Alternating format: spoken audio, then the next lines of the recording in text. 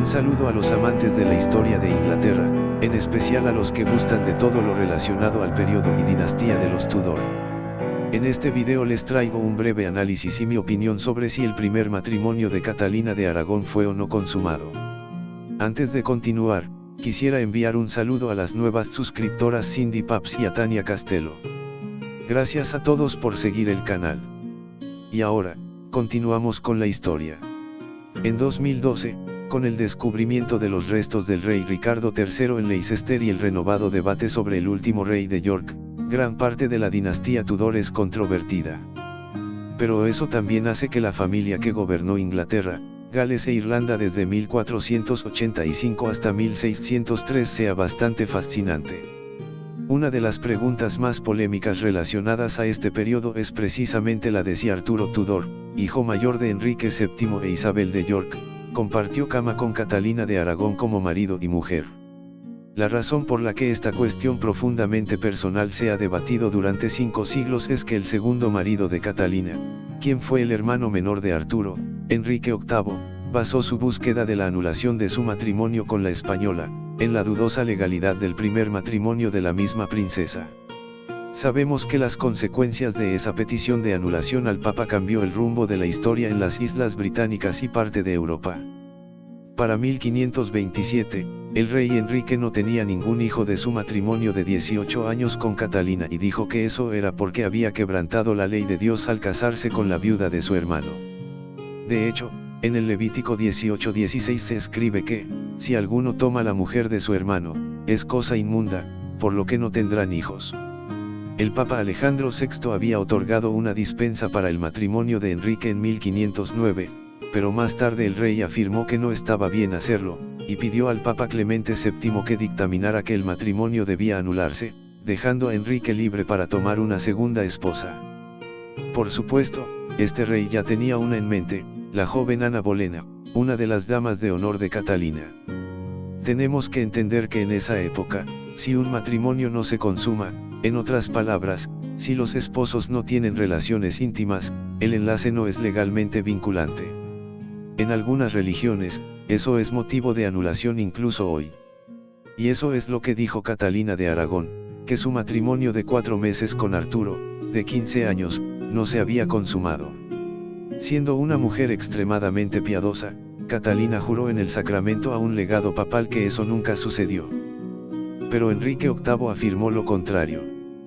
Cuando el Papa no se puso del lado del rey Enrique y no le concedió la anulación, este finalmente se separó de la Iglesia Católica para poder casarse con Ana Bolena. Sobre el primer matrimonio de Catalina, estos son los hechos. Catalina, de 16 años, se casó con Arturo el 14 de noviembre de 1501. Fue una alianza diplomática que unió al nuevo régimen Tudor con la mucho más prestigiosa familia española de Isabel de Castilla y Fernando de Aragón. La pareja se acostó junta en su noche de bodas. En ese momento, las cortes de Inglaterra y España asumieron que habían tenido relaciones sexuales. El registro anuncia, y así concluyeron y consumaron estas dignas personas el efecto y complemento del sacramento del matrimonio. Entonces se decidió que cuando Arturo reanudara su residencia en el castillo de Ludlow, en Gales, Catalina lo acompañaría y ambos vivirían como una pareja casada. Pero Arturo murió el 2 de abril de 1502. La causa de su muerte se debate, ya que tiene implicaciones en sus habilidades como joven esposo. ¿Acaso Arturo murió de una enfermedad desgastante como la tuberculosis o una infecciosa como la enfermedad del sudor? Lo que apoya la segunda teoría es que Catalina estaba muy enferma al mismo tiempo que el príncipe y tardó meses en recuperarse. Poco después de que se determinó que Catalina no estaba embarazada, el príncipe Enrique, que entonces tenía 10 años, fue nombrado heredero al trono. Para mantener la alianza y también para retener la gran dote de Catalina, Enrique VII proyectó algún día casar a su segundo hijo con la viuda de su primer hijo. La dama española que dirigía la casa de Catalina, doña Elvira, se adelantó para jurar que la princesa nunca tuvo relaciones sexuales con Arturo. Fue entonces cuando se concedió una dispensa papal. El rey Fernando de Aragón escribió en 1503, es bien sabido en Inglaterra que la princesa aún es virgen. Más de 20 años después, cuando Enrique VIII luchaba por la anulación, este asunto fue objeto de acalorados debates. En ese entonces se llamaron a supuestos testigos para juzgar la legalidad del matrimonio en los tribunales de Inglaterra. En el famoso juicio de Blackfriars en 1529, el ex sirviente del cuerpo de Arturo, de apellido Willoughby, dijo lo siguiente: preparé a dicho príncipe para acostarse y con otros lo conduje vestido con su camisón a la alcoba de la princesa a menudo y varias veces cuando entró y luego continuó toda la noche. Sir Anthony Willoughby testificó que la mañana después de su boda, Arturo salió del dormitorio de Catalina para decir: Willoughby, tráeme una copa de cerveza, porque he estado esta noche en medio de España. Luego, el príncipe dijo a todos los demás presentes: maestros, es un buen pasatiempo tener una esposa. Algunos autores sugieren que la evidencia obscena de cómo Arturo saludó a sus amigos la mañana después de su boda suena como la historia bien ensayada de un adolescente que intenta impresionar. Otros lores, como Thomas Gray, segundo marqués de Dorset, recordaron haber visto a Catalina esperando a Arturo debajo de las sábanas durante la ceremonia de encamado de la noche anterior, y luego notaron la tez buena y optimista de Arturo al día siguiente.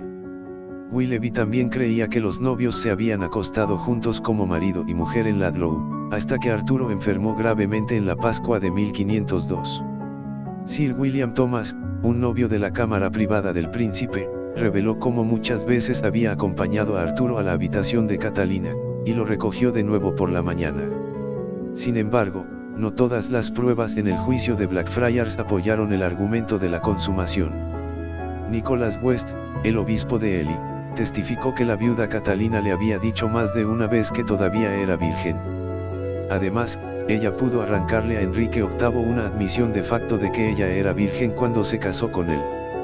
Arrodillándose a sus pies como la más humilde de las esposas, Catalina juró ante todos los reunidos que había sido una verdadera doncella, sin el toque de un hombre cuando se casó con el rey, y le dijo a Enrique: si esto es cierto o no, lo dejo a vuestra conciencia. La respuesta de Enrique fue un silencio resonante en lugar de una refutación. Catalina había dicho que Arturo compartió su cama solo 7 noches mientras estuvieron casados. Y en lugar de un príncipe lujurioso, su séquito español describió a un joven enfermizo. Se cree que Arturo nació un mes antes de tiempo, y a esto puede deberse su frágil constitución. Algunos historiadores dicen que era más pequeño que Catalina y que ella era una mujer menuda. Como habían hecho los ingleses en Blackfriars, los españoles celebraron un tribunal en 1531 en Zaragoza para escuchar a los testigos de la noche de bodas. Testigos españoles dijeron entonces que las sábanas nupciales estaban impecables y que la novia misma les dijo a sus damas que le preocupaba que su frágil esposo nunca estuviera a la altura de hacer el amor. Juan de Gamarra, que había sido sirviente de Catalina y se había quedado en su antesala la noche de su boda con Arturo, dijo que Francisca de Cáceres, que se encargaba de vestir y desvestir a la reina y a quien ella gustaba y confiaba en mucho, se veía triste y les decía a las otras damas que nada había pasado entre el príncipe Arturo y su esposa, lo que sorprendió a todos y los hizo reírse de él. También se informó que el médico de Catalina dijo que a Arturo se le había negado la fuerza para conocer a una mujer debido a problemas de salud. Otro asistente español en ese momento dijo que las extremidades de Arturo eran tan débiles que nunca había visto a un hombre cuyas piernas y otras partes de su cuerpo fueran tan pequeñas. Si el primer matrimonio de Catalina no se consumó, según el testimonio de la novia, entonces probablemente hubo una razón física detrás de la incapacidad de Arturo para tener relaciones sexuales con ella.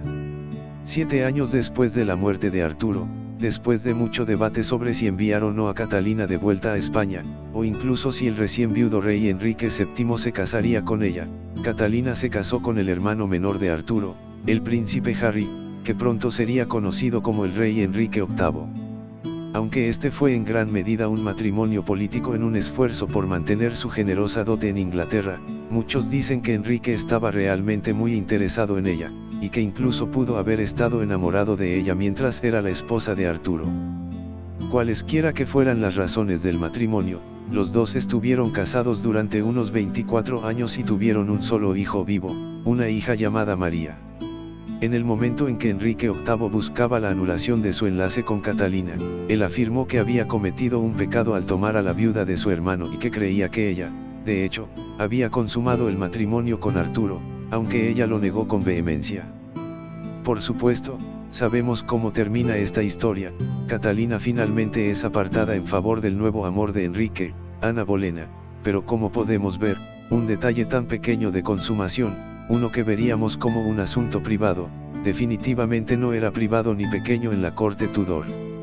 Una cosa que escuché decir a muchas personas sobre este tema es que Catalina de Aragón nunca habría dicho una mentira tan grande, siendo la mujer devota y extremadamente religiosa que era. La gente argumentará que ella era demasiado buena católica o que se habría sentido tremendamente culpable por decir tal mentira, y que su conciencia simplemente no se lo permitiría. Si bien estoy de acuerdo, y creo que todos pueden decir, que Catalina de Aragón era una mujer admirablemente piadosa y católica, debemos recordar que la gente en el siglo XVI veía las cosas de manera un poco diferente a como lo hacemos ahora, y que incluso los asuntos de religión pueden ser un problema un poco borroso. En muchos casos, la realeza y los nobles se consideraban destinados al trono por la voluntad de Dios, y harían lo que tuvieran que hacer para cumplir el mandato de Dios para ellos. Como veremos más adelante, una vez que el matrimonio de Catalina con Enrique VIII estaba en ruinas, ella se niega ferozmente a ser conocida como otra cosa que no sea reina de Inglaterra. Cuando los hombres del rey se refieren a ella como su nuevo título apropiado, princesa viuda, ella continúa corrigiéndolos, diciendo que morirá como la reina legítima y ungida por Dios. Basado en su opinión y comportamiento en estos asuntos, creo que es seguro decir que ella se sentía bastante apasionada por su lugar en el trono inglés. Pensemos por un momento, desde que era un bebé, le dijeron y la trataron como si fuera a ser una reina. Creció pensando y aprendiendo que este era su deber. Podemos pensar que una mujer así también haría todo lo posible para cumplir con ese deber, incluso si eso significaba decir una gran mentira. Al decir una mentira como esta desde el momento en que Arturo murió, ella debe haber sabido que sería considerada como la novia del príncipe Enrique, convirtiéndose así en la reina que siempre se había preparado para ser. Más tarde, por supuesto, esta mentira serviría como un intento de mantenerla en el trono y como esposa de Enrique. Siempre que fuera a favor de la voluntad de Dios, como ella debe haber creído que era, entonces pudo haber estado bien a sus ojos. En cuanto a la cuestión de la culpabilidad de Catalina, hay evidencia de eso más adelante en su vida. Curiosamente, se ha registrado que cerca del final de su segundo matrimonio y en los últimos años de su vida, ella había comenzado a usar camisas de pelo, que era una forma de penitencia por los pecados en la fe católica. Estas camisas se usaban debajo de otras prendas y rozaban el cuerpo de una manera dolorosa, recordándote tus pecados y la indignidad del perdón de Dios. Otro conocido portador de los llamados cilicios fue el extremadamente devoto Tomás Moro, quien moriría por sus creencias en la fe católica y su negativa a aceptar al rey Enrique VIII como cabeza suprema de la Iglesia. Por supuesto, es posible que Catalina, siendo la mujer piadosa que era, quisiera usar los cilicios simplemente porque era parte de sus creencias, pero el momento es un poco irónico. Aunque no he encontrado las fechas exactas en las que se registra que los usó, el hecho de que fueran en sus últimos años me dice que fue alrededor de la época en que defendía con vehemencia su caso ante el rey y los obispos, cardenales, e incluso el mismo papa. Tal vez decirles a todas estas personas que no había consumado su matrimonio con Arturo, cuando tal vez realmente lo había hecho, era motivo de remordimiento de conciencia, y esta era su forma de penitencia. Ahora me gustaría llevar las cosas al ámbito de Arturo Tudor, ya que hay algunas pruebas muy interesantes que podemos ver. En primer lugar, se ha dicho que siempre fue un niño débil y enfermizo, y esto puede haber sido motivo suficiente para que no consumara el matrimonio con Catalina. Sin embargo, en realidad no hay evidencia de esto, y mientras se estaba preparando el matrimonio a finales del siglo XV, ni los ingleses ni el embajador español nunca mencionaron su fragilidad al describirlo a los reyes católicos. De hecho, el marqués de Dorset informó que Arturo era de tez buena y optimista. Además, antes de su matrimonio, se informa que Arturo dijo que encontraba a su novia muy agradable y que se sentía lujurioso y amoroso. Es poco probable que un niño enfermizo y débil dijera o sintiera tal cosa, y sus palabras no parecieron desconcertar a la gente ni despertar sospechas en ese momento. Si de hecho fuera un príncipe enfermizo, la gente probablemente habría cuestionado tal declaración. Otro punto importante es que este matrimonio era político. se hizo en un esfuerzo por formar una fuerte alianza entre Inglaterra y España, dos de las superpotencias de Europa. Sería poco probable entonces que el rey Fernando de Aragón haya aceptado y cumplido la promesa de casar a su hija con un príncipe débil y enfermizo.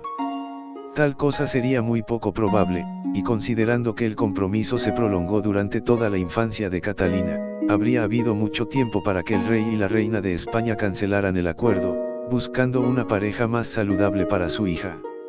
El hecho de que nunca se haya mencionado esto hace que la cuestión de la mala salud de Arturo sea extremadamente improbable a los ojos de muchos historiadores. También vale la pena mencionar que, durante la mayor parte del matrimonio de Catalina y Arturo, ellos vivieron en el castillo de Ludlow, un castillo oscuro, con corrientes de aire, aislado y frío, que ciertamente no es el lugar para un príncipe enfermizo y tremendamente valioso. Los informes de la noche de bodas de los recién casados también darían todos los indicios de que su matrimonio se había consumado. Aunque ambos tenían solo 15 años, esta era considerada la edad perfecta para el matrimonio y la maternidad en ese momento, y ciertamente hubo casos de mujeres mucho más jóvenes que quedaron embarazadas, como Lady Margaret Beaufort, quien dio a luz a Enrique VII cuando tenía 12 o 13 años. En su libro sobre las 6 esposas de Enrique VIII, David Starkey describe en estas palabras cómo se puso a la pareja de recién casados en su noche de bodas. Lo que sucedió entonces, solo Dios lo sabe. El heraldo, un testigo estrictamente contemporáneo, supuso que la naturaleza había seguido su curso. Y así estas personas dignas concluyeron y consumaron el efecto y complemento del matrimonio. Catalina y Arturo se habrían acostado en una ceremonia muy pública, como lo hacían los miembros de la realeza recién casados. Hubiera habido gente para ayudar al príncipe a prepararse para ir a la cama y asegurarse de que estuviera bien ubicado con su nueva esposa. Incluso el marqués de Dorset informó haber recordado que Arturo se había metido en la cama junto a Catalina, que estaba acostada debajo de la colcha. Entonces, los dos ciertamente se acostaron juntos. De eso hay bastante evidencia. Curiosamente, Arturo hizo algunos comentarios significativos la mañana después de su noche de bodas con Catalina, pidiéndole a uno de sus sirvientes que le trajera una copa de cerveza y diciendo, «porque he estado esta noche en medio de España». Más tarde, el príncipe también dijo abiertamente, «Maestros, es un buen pasatiempo tener una esposa». Algunas personas han leído estas declaraciones y creyeron que Arturo simplemente estaba encubriendo el hecho de que no estaba consumando su matrimonio, tal vez diciendo mentiras y actuando demasiado emocionado por su nueva compañera de cama. Sin embargo, creo que eso es un poco exagerado. Era común en el siglo XVI que los hombres se jactaran de sus esposas y de las emociones de la alcoba. No debemos creer que Arturo fuera diferente en ese aspecto. Como adolescente autoproclamado lujurioso y amoroso, no creo que sea extraño que él dijera esas cosas, y estos son ciertamente comentarios que se quedaron en la mente de los hombres una vez que Catalina comenzó a insistir en que su matrimonio no se había consumado años después.